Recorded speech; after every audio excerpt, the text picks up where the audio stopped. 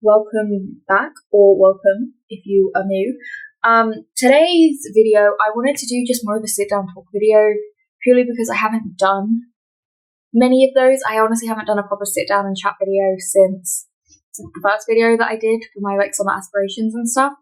And I just kind of wanted to do one where you can kind of get to know me a little bit more. So I thought that would be fun. Also, yes, I am using a crochet broccoli as a mic. I got this adorable little positive broccoli for Christmas, and I wanted to kind of just have something to hold kind of as a mic, because I feel like people do that in their videos all the time, and I was like, that just sounds fun. And I was like, no, this is great, this is ideal. So yes. Anyways, so what I wanted to do, so basically what I ended up deciding to do for this video is, I honestly wasn't too sure what I wanted to talk about in this video, and I kind of wanted to talk about a range of things, obviously. So what I basically had other people do was tell me what to talk about or give me guidance. And to do that, I went on my private story and just asked people to send in their assumptions about me. Obviously, a lot of people do this kind of video where they'll have their read my subscribers' assumptions about me or something like that. I don't have enough people to do that, and many of my subscribers are the same people on my private story. Also, because I thought it would be interesting to see how accurate these assumptions were, purely based on the fact that these people actually do know me. And I do think that being on a person's private story is maybe as close as you're going to be to truly understand what goes on in their brain. At least I think so. Anyway, so I kind of post interests and just random things on there. Yeah, so I thought it would be interesting to see what people come up with. I'm not gonna lie, I got maybe 3 serious, genuine responses, and then a load of stupid ones, but we're gonna react to all of them regardless, because I need the content. So yeah, and if you saw the story and didn't respond to it, we're no longer friends. I'm gonna be blocking you. Sorry about it. Obviously, I'm joking, but okay, we're gonna start off with a genuine response. So thank you for giving me one to actually respond to. And the first one is that you'd love to live in the fantasy over reality. I'm assuming this means in a fantasy world over the real world. And yes, this is 100% accurate assumption. I mean, I think if you know me at all, I think that becomes pretty apparent. I've always been obsessed with any fantasy-related thing. I've always been obsessed with fictional characters. I'm always obsessed with a TV show, a book, anything like that. So in short, the answer is yes. Yeah, I don't know. I'm a daydreamer, constantly.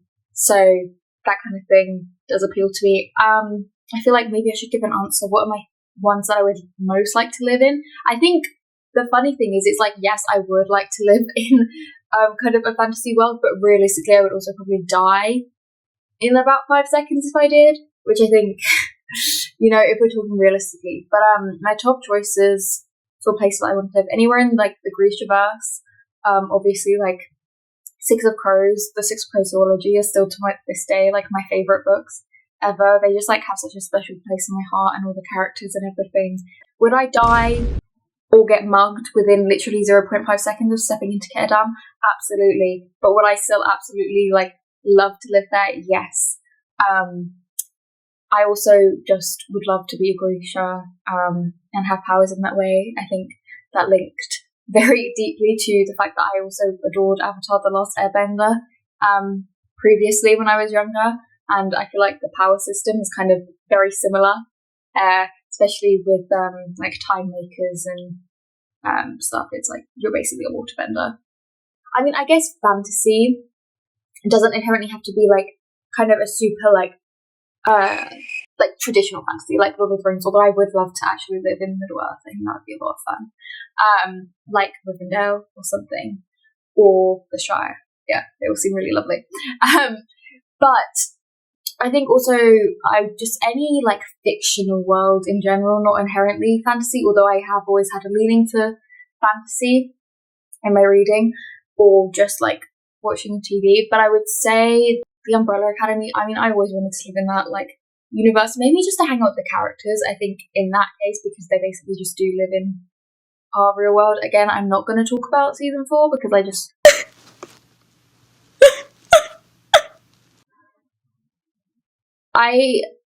see, this is why I don't do sit down and talk videos, because it always just ends up to me grieving or complaining about season 4 of the Umbrella Academy. So yeah. But anyway, to answer your question or your assumption, yes, that is accurate. Thank you for sending it. Okay, let's do a second serious one, and then we'll get into kind of the more silly ones. This one, and she said, you do fake scenarios in your head before you sleep. This is an interesting, because it's like yes and no. I'd say like mostly like your assumption is accurate here. I mean, I do like fake scenarios in my head, or like I'm definitely a victim of like maladaptive daydreaming. There we go, in a big way. I think I definitely did like have scenarios in my head literally while I was trying to fall asleep. But that was much more, I think, like during COVID, like in lockdown and stuff, was when that was really bad. Like I would kind of go to bed, and then I'd like make up fake scenarios for like 2 hours before I actually went to sleep. I definitely don't do that anymore, just because realistically it's just not a viable option when you actually have to do stuff.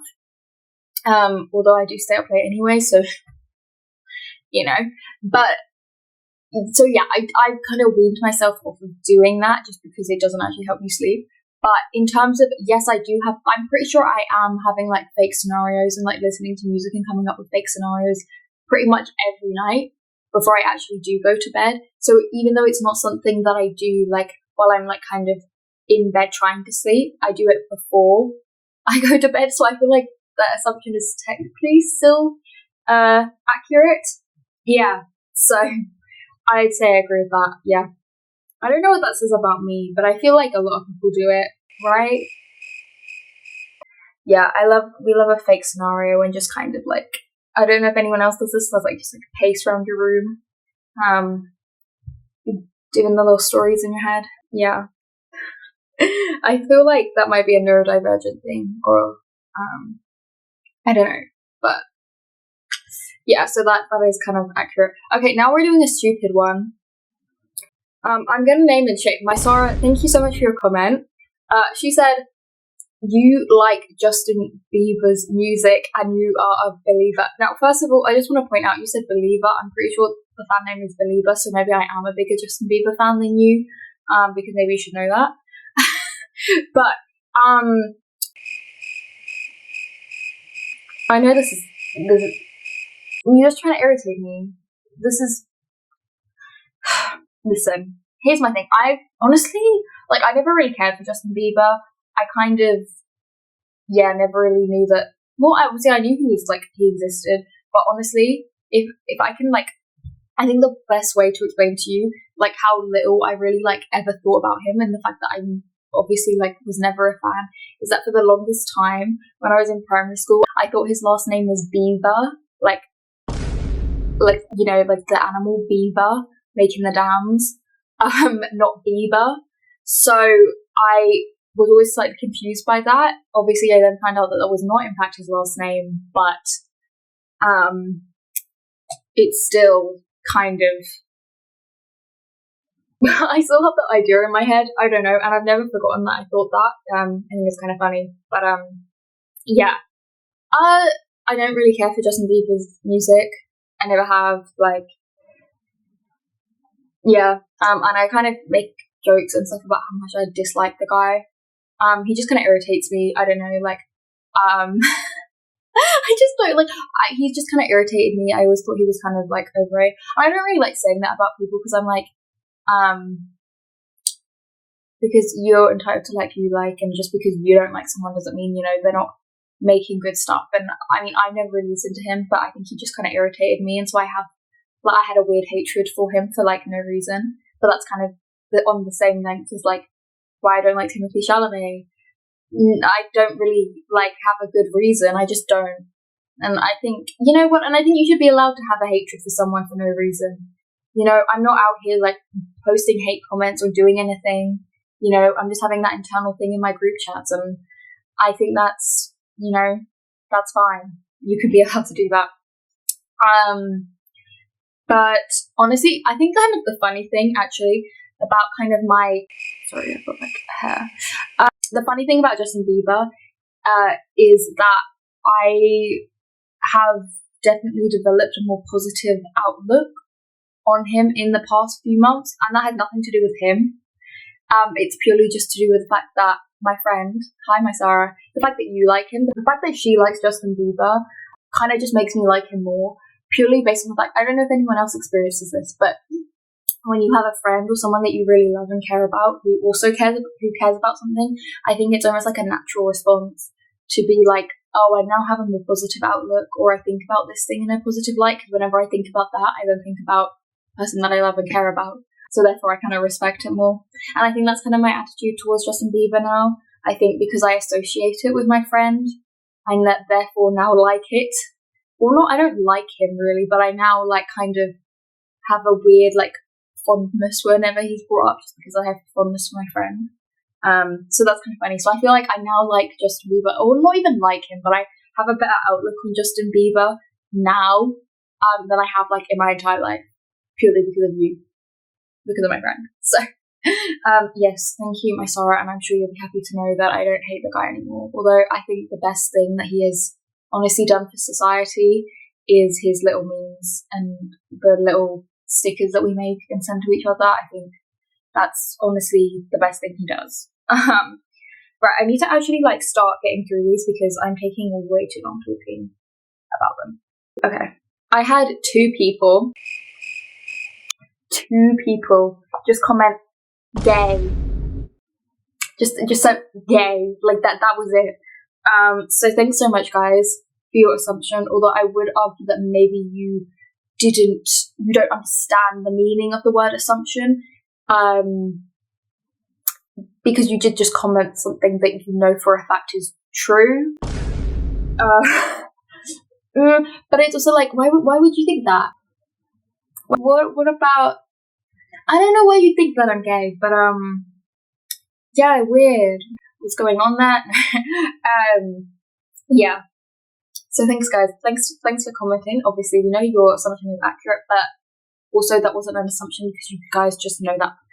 So maybe do a little bit better at the task next time. No. Okay. Right. Okay. Another one that I can't really respond to as an assumption. My friend just commented, "I assume you're a hottie." Attraction and you find attractive and whatever is all subjective. So can I answer that assumption? No. Also, for a fact, again, you know me, you know what I look like. You either know that's a fact or you know that's a lie. Let's be honest, you know that's a fact. Yeah, love you. Love to my wife, who commented that. Thank you. So yeah, again, I just think most of these were just really unserious, but then again, I am using a crochet broccoli as a mic, so maybe that's just the vibe of this video. Okay, let's do an actual serious one. So my friend also commented, sometimes you wonder what it would be like to live my life. Yes, I feel like that's kind of a natural thing, right? When you're close to someone, when you talk to them every day and you kind of hear about stuff that they're doing, I think you naturally kind of, I think it's good, almost like in an empathy where you kind of have to put yourself in their shoes. I mean, honestly, sometimes the person commented this. Can I say that it's my Sarah? Yeah, I'm going to, because I feel like we're chill like that. You know what I mean? Sometimes, my Sarah, when you do stuff, I don't know what's going on in your head, or I cannot fathom the thought process that would lead you to do that, but I love you regardless. So yeah, I do. But I think it's also, I wonder what it would be like because I want to better understand you and I want to be able to support you. And I think that's just like that in general, like whenever you get to know someone, I feel like there's always that thing. It's like you just kind of wonder, that kind of thing. So I guess that's a correct assumption. I feel like I haven't thought about it in a very like explicit term like that. I haven't thought about it in like an explicit way. But yeah, I probably do. So yes, that is a correct assumption. Okay, how many more have we got? My Sarah also just commented, "You tell me everything. I don't know." That's kind of funny to me. But so thank you. Right, I think we only have one more assumption. And this is kind of again a random one. And my Sarah just commented, "You don't like bacon." Now the thing is, I have brought up to multiple friends the fact that I think bacon is overrated. I don't know if that necessarily correlates to the fact that I just straight up don't like it, because I don't think that is the case. But yes, I do think bacon is overrated. I think that's maybe one of my like hot takes, or specifically if I have to come up with a food hot take, that's definitely it. Yeah, it's not my favorite. Like, I understand its merits. I think it's one of those things where it's like, it's better as an ingredient or to enhance a dish rather than it on its own. I think that the smell is superior to like actually eating it on its own. I just wouldn't pick it. I don't really eat bacon. I think if I'm going to have something bacon adjacent, I will always opt for like a prosciutto, or like if you're putting something that maybe you would have bacon in, like pancetta, like just like the cubes, just to put in a dish, which I think always like is a good addition. But yeah. So I mean, it's not. So I'd say this assumption is technically wrong in the sense that like I do like it, like you know what I mean. Like I think it doesn't taste bad, but also I wouldn't pick it, if that makes sense. I think that's kind of it. Honestly, guys, you guys kind of flopped in responding to this. I'm going to be honest. Yeah, so I guess I'm removing everyone from my private story now. I'm going to get those privileges. No, I'm kidding. But yeah, so thank you to everyone who sent in their assumptions. Obviously, one day I would love to do a subscriber assumption video. So maybe if you enjoyed this video, or you think maybe we should be friends, then maybe, subscribe, like the thing. I never verbally tell you to do any of that, but maybe I should start. Subscribe if you want. I hope you enjoyed this video, and I hope you enjoyed looking at this adorable crocheted broccoli. Thank you so much for watching, and I will catch you in the next one. Bye!